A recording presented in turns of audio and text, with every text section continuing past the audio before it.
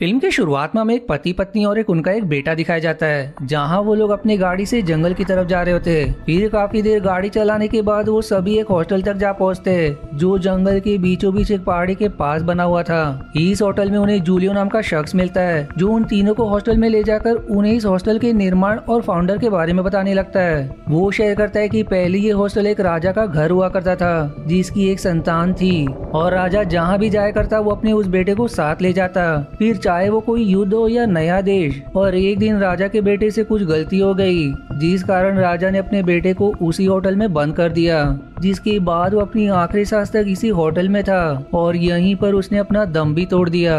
अब ये सुनने के बाद वो शख्स अपने बेटे को उसी हॉस्टल में छोड़कर वहाँ से चला जाता है, जिसके बाद उस बच्चे से उसका नाम पूछने पर अपना नाम एलेक्स बताता है और फिर एलेक्स को उसका कमरा दिखाया जाता है। अब एलेक्स अपने कमरे में आराम करने जा ही रहा होता है कि तभी वहाँ पर बच्चे भी आ जाते हैं, जो उसी कमरे में आ रहे थे। उनमें से कुछ बच्चों की दोस्ती एलेक्स से हो जाती है और अब वो सभी बातें करने लगते हैं। वहीं उनमें से कुछ बच्चे एलेक्स के काफी अच्छे दोस्त बन जाते हैं, जो उसको बताते कि उन्हें इस जगह से बाहर निकलना है, क्योंकि इस हॉस्टल में उन्हें बिल्कुल किसी कैदी की तरह रखा जाता है। जिस पर एलेक्स उन्हें विश्वास दिलाता है कि उन सभी को यहाँ से बाहर निकाल लेगा। फिर थोड़ी देर बाद एक वार्डन उन्हें सोने के लिए कहता है, इसलिए सभी बच्चे अपने अपने बिस्तर पर सोने के लिए चले जाते हैं। लेकिन एलेक्स को नींद नहीं आ रही होती, जिस कारण वो उठकर बैठ जाता है। तभी उसके दोस्त भी जाग जाते हैं और अब वो सभी एक रेडियो लेकर उसमें गाना सुनने लगते हैं। और अचानक से रेडियो की आवाज अब काफी तेज हो जाती है, जिससे वार्डन को शक हो जाता है कि बच्चे जाग रहे हैं, इसलिए उनके कमरे की तरफ आती है। और अब एलेक्स और बाकी बच्चों को वार्डन की आने की आवाज सुनाई देती है,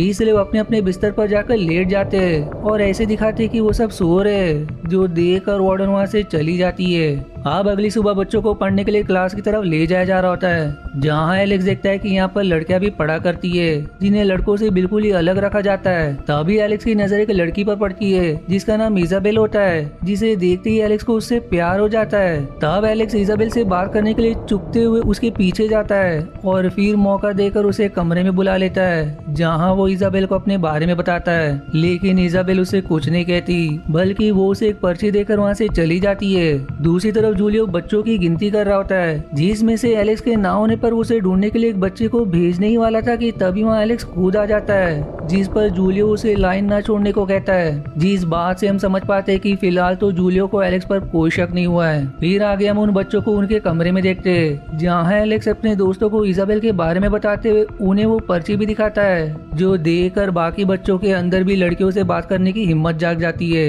इसलिए वो सभी एलेक्स की मदद करने के लिए तैयार हो जाते हैं, ताकि वो इजाबेल से आगे भी बात कर पाए। फिर अगली रात एलेक्स अपने दोस्तों के साथ इजाबेल से मिलने के लिए उसके हॉस्टल की तरफ जाने लगता है। जिसी बीच उसे वार्डन और गार्ड भी मिलते हैं, जिनसे छुपते हुए आखिरकार एलेक्स और बाकी सब गर्ल्स हॉस्टल तक पहुंच ही जाते हैं। इधर गर्ल्स हॉस्टल की लड़कियां उन लड़कों को रात के समय वहां देखकर काफी डर जाती है, जिस पर इजाबेल सबको शांत करा देती है। तब एलेक्स और इजाबेल एक कॉर्नर में जाकर बातें करने लगते हैं, जबकि बाकी लोग गार्ड्स के ऊपर नजर रखने के लिए दरवाजे के आसपास खड़े हुए थे। इधर अब एलेक्स इजाबेल को काफी परेशान देखते हुए उसकी परेशानी का कारण पूछता है, जिस पर इजाबेल बताती है कि उसे इस जगह से घुटन होने लगी है, इसलिए वो यहाँ से बाहर जाना चाहती है। जो सुनकर एलेक्स अब ठान लेता है कि उसे इजाबेल और अपने बाकी दोस्तों को इस जगह से बाहर निकालना होगा।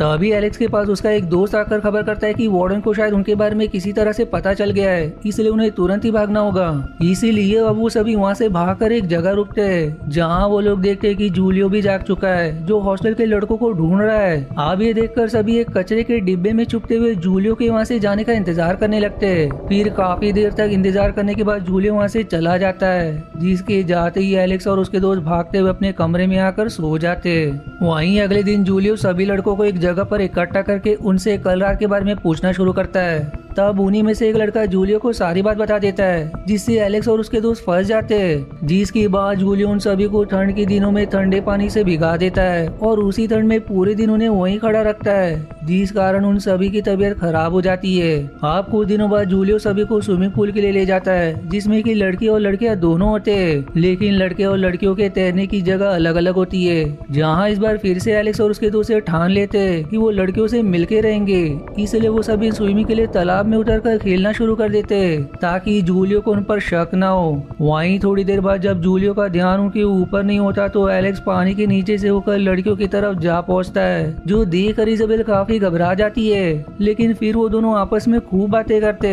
फिर एलेक्स उससे बात करके वापस से अपने तरफ आ जाता है, जबकि उसके बाकी दोस्त बारी बारी से अपनी गर्लफ्रेंड के पास जाकर उनसे मिल लेते। अब यहाँ से सीन शिफ्ट होकर हॉस्टल की तरफ मुड़ती है, जहाँ सभी लोग वापस आ चुके थे।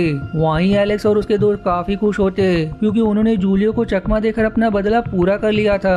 अब अगले सीन में हमें रात का समय दिखाया जाता है, जहाँ एक स्पेशल गेस्ट उनके हॉस्टल में आता है, जिसकी आने की खुशी में जूलियो लड़के और लड़कियों को एक साथ डिनर करने के लिए कहता है। जिस मौके का फायदा उठाकर एलेक्स और उसके दोस्त अपनी अपनी गर्लफ्रेंड के साथ बैठकर डिनर करने लगते हैं, जो देखकर जूलियो को काफी गुस्सा आता है, पर वो किसी तरह से अपने गुस्से को काबू कर लेता है। अब डिनर के बाद एलेक्स, जिसे ये पता होता है कि आज जूलियो अपने गेस्ट के साथ बिजी होगा, जबकि वार्डन भी जूलियो के साथ ही है, जिसका मतलब ये है कि वो और उसके दोस्त एक बार फिर से हॉस्टल जा सकते हैं, जहाँ पहले तो उसके दोस्त उसे मना करते क्योंकि पिछली बार की सजा उन्हें अभी तक याद थी।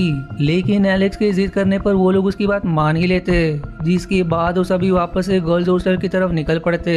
लेकिन इस बार एलेक्स जब इजाबेल के बिस्तर के पास पहुंचता है तो वो अपने बिस्तर पर नहीं दिखती। वहीं इजाबेल की दोस्त भी काफी घबराई सी लग रही थी। यहाँ एलेक्स को समझ आ जाता है कि इजाबेल को जूलियो और वार्डन अपने साथ ले गए, जो सुनकर एलेक्स को इजाबेल की काफी चिंता होने लगती है।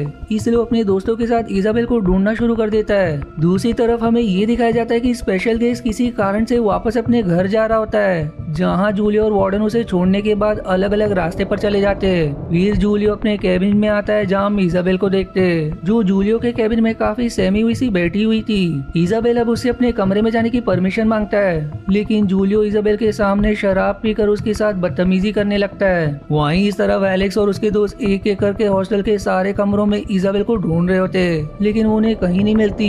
तब आखिर में एलेक्स जूलियो के कैबिन तक जा पहुंचता है, पर उसकी वहां जाने की हिम्मत नहीं होती, इसलिए वो कैबिन में ना जाकर आगे चला जाता है। इधर जूलियो नशे की हालत में इजाबेल की जान ले लेता है, लेकिन होश में आते ही वो काफी ज्यादा डर जाता है। फिर वो जल्दी से उसकी लाश को एक खुफिया रास्ते के जरिए कहीं ले जाने लगता है, ताकि उसकी लाश किसी और को ना मिले।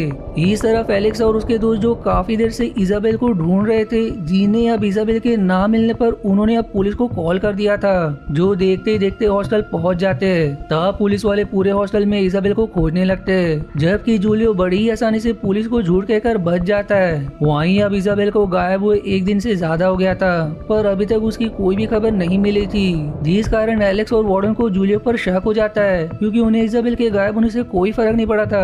जिसके बाद अब एलेक्स अपने दोस्तों को बताता है कि इजाबेल के अचानक से गायब होने के पीछे जरूर जूलियो और वार्डन का ही हाथ है। इसीलिए अब वो सभी एक योजना बनाते हैं, जिसके तहत एलेक्स जूलियो के कैबिन में जाकर उसकी तलाशी लेता है, लेकिन उसे वहाँ पर इजाबेल से संबंधित कोई भी चीज नहीं मिलती। उसी समय एलेक्स की नजर फिर कुछ पेंटिंग्स पर पड़ती है, जो काफी रहस्यमयी थी। दरअसल उन पेंटिंग्स में कुछ ऐसे लोगों की तस्वीर थी जो इजाबेल की तरह थी, जो अचानक से कहीं गायब हो गए थे।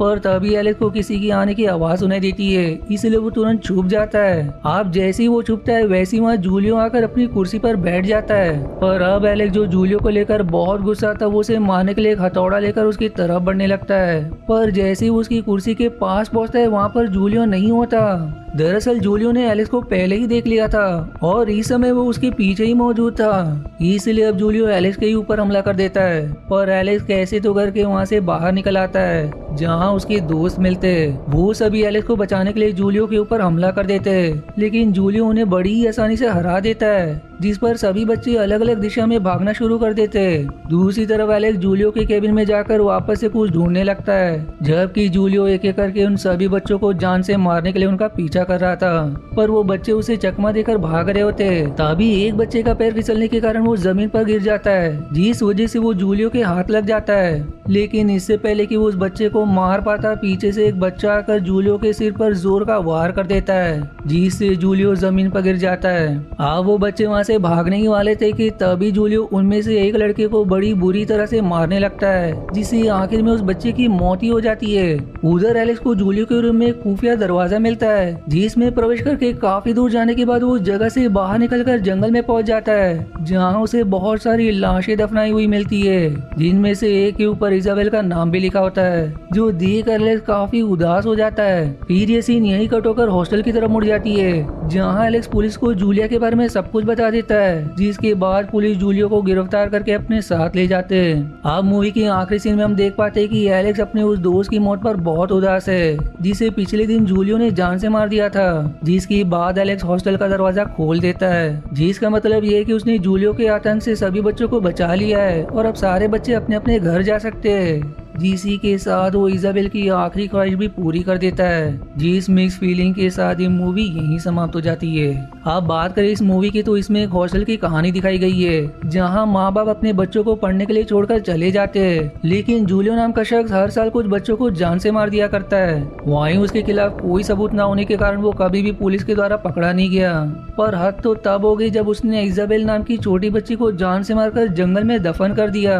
जिसके बाद इजाबेल के दोस्त एलेक्स ने जूलियो के केबिन की तलाशी ली, जहां उसे वो गुप्त रास्ता ही मिल गया, जिससे होकर वो जगह तक पहुंच गया जहां जूलियो ने कई सारे बच्चों को मारकर दफनाया था। जिसके बाद फिर एलेक्स की गवाही पर उसे गिरफ्तार कर लिया गया और फिर इसी के साथ सभी बच्चे उस हॉस्टल और जूलियो के आतंक से बच गए।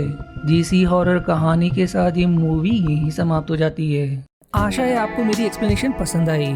यदि हाँ तो प्लीज वीडियो को लाइक करना और चैनल को सब्सक्राइब करके सपोर्ट करना ना भूलें। मिलते हैं अगले एक्सप्लेनेशन वीडियो में, तब तक के लिए धन्यवाद दोस्तों।